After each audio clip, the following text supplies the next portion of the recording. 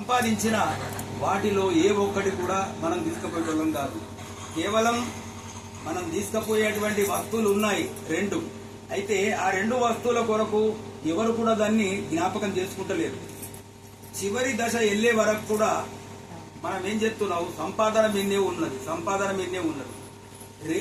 ఇవాళ ఉదయం లేచి నుండి రాత్రి పరుండే వరకు ఒక్క నిమిషమన్నా గాని మనసు భగవంతుని మీద నిలిచినట్టున్నదా?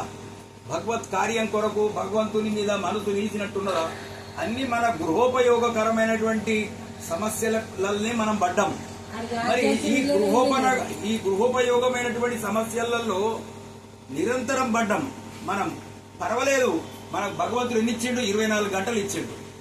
ఆ గృహోపయోగకరమైన వస్తువులను తెచ్చుకోవద్దంటలేము, మిమ్మలను ఏమి బాధిస్తలేము.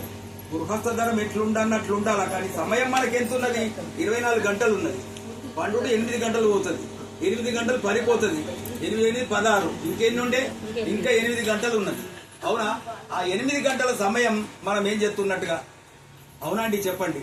ఏం చేస్తున్నాం? వృధా కాలక్షేపణ గడుపుతున్నాం అంతే.